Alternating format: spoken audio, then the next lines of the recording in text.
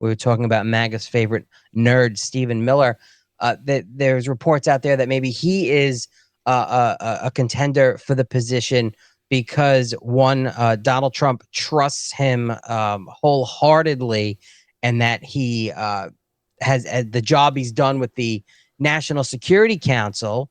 It's he obviously has worked very hard with Donald Trump's immigration operation with Tom Homan and things like that, Yep. and all of the policy. So I mean, I don't think they're just going to. Marco Rubio is going to be Secretary of State. He's going to be doing the things with USAID and also the National Security Advisor. I don't know.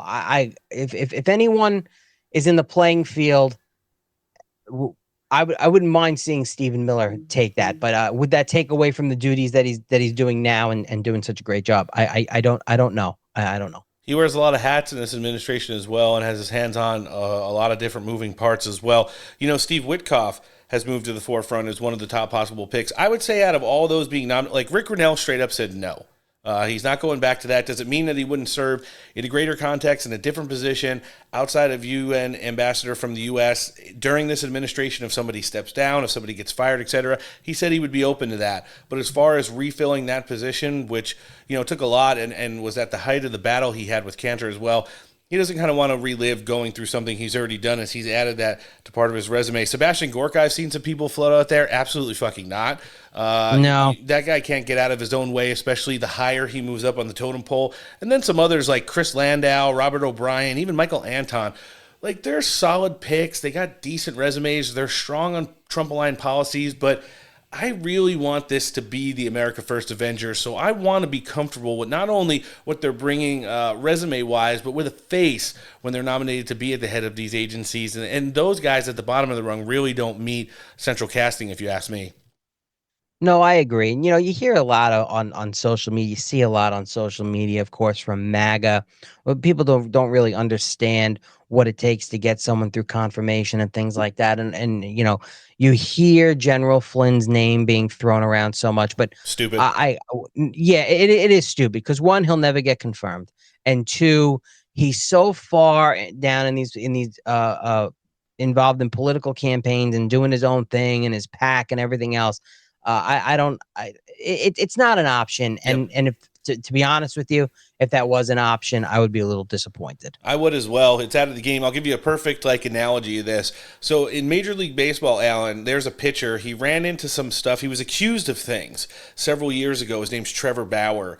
He was a goodish pitcher, a solid athlete, if you will. And he was accused of things by a woman, which turned out to be completely false. He won every single court case, both criminal and civil. He was completely exonerated, clean sheet, but was blackballed by Major League Baseball. He's played in Mexico. He's played in Latin America. He's played in Japan since.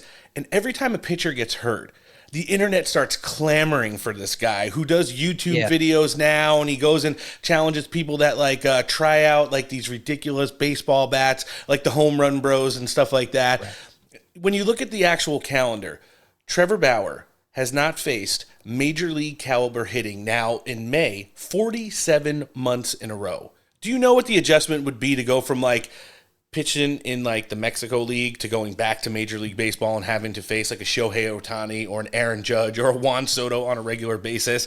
It just doesn't resonate. Same thing for General Flynn. Great career, great resume, got thrown under the bus with these allegations, obviously was cleared of them. And now everybody wants this folk hero character to walk in for, I don't know if it's nostalgia purposes or other things that we don't talk about here on the show.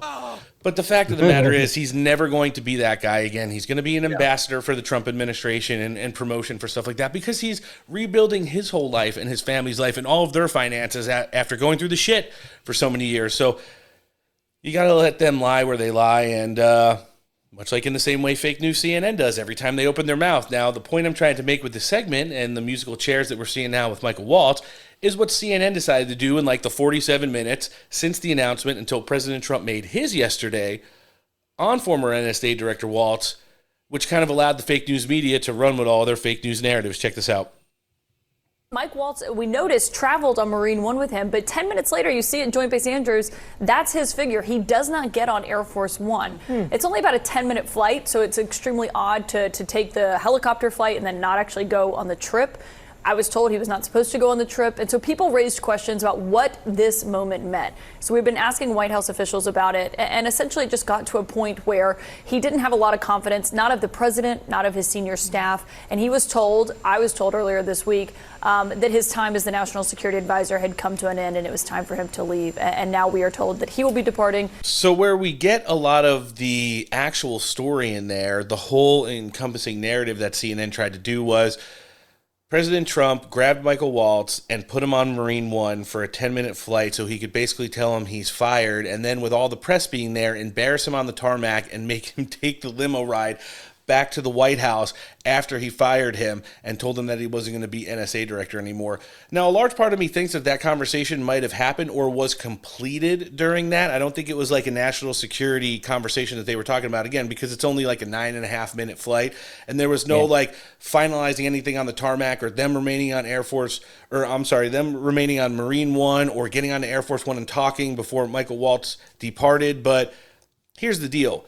To go out and say that he was fired and he's getting kicked out of the administration, that's all that the fake news media loves to run with. And all it does is, should hurt the perspective of how the American people continues to look at him. Because, Alan, within, like I said, 47 minutes, this came out via President Trump's True Social site.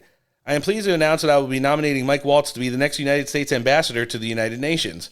From his time in uniform on the battlefield and in Congress, as my national security advisor, Mike Waltz has worked hard to put the nation's interests first.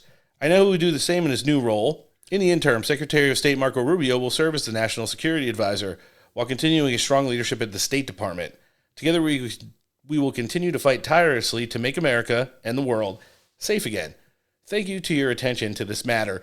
When the fake news media is running rampant with fake news headlines, he always puts "thank you for your attention to this matter" on it because he's like, all right, we can tell him to stop. I'm not kicking him out.